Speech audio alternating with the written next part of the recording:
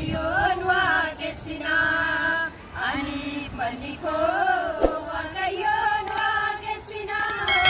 isaatti amaannee abdii godhannee gocha isaa dhugaa baanaa isaatti amaannee abdii godhannee gocha isaa dhugaa baanaa aniif manni koo Waaqayyoon waaqessinaa aniif manni koo Waaqayyoon waaqessinaa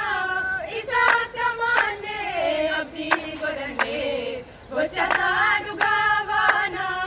isaatti amaannee abdii godhannee gocha isaa dhugaa baanaa warri amalee kun naannoo keenya marsuun inni seenii oolchuu eessa jira jechuun goota beekamaadha inni waaqni keenya salphinaan deebisee warra diina keenya aniif manni koo Waaqayyoon waaqessinaa aniif manni koo Waaqayyoon waaqessinaa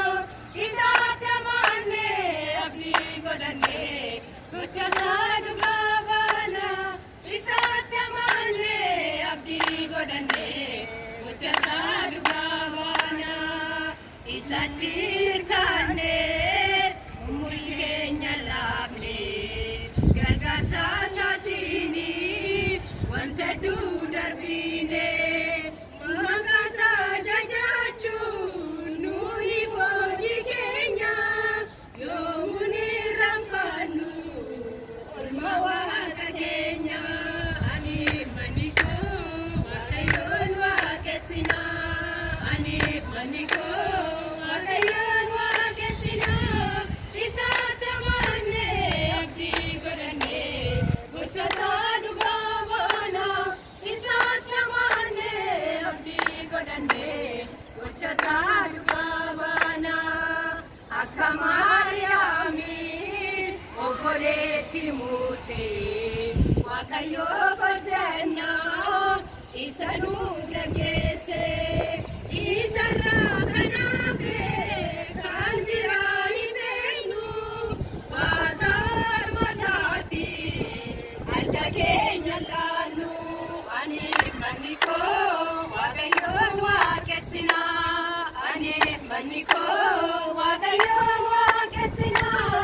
isaatti amaannee abdii godhannee gocha isaa dhugaa baanaa isaatti amaannee abdii godhannee gocha isaa dhugaa baanaa naasuudhaan baqatee inni sagalee isaa yemmuu dhaga'amu samii gaaga'eessa isa sunumnaa fi qabeenya saniini nuti garuu ni boona yoomiyyuu taanaani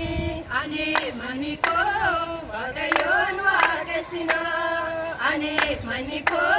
Waaqayyoon waaqessinaa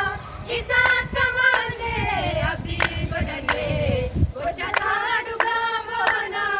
isaatti amaannee abdii godhannee gocha isaa dhugaa baanaa aniif manni koo Waaqayyoon waaqessinaa aniif manni koo Waaqayyoon waaqessinaa isaatti amaannee abdii godhannee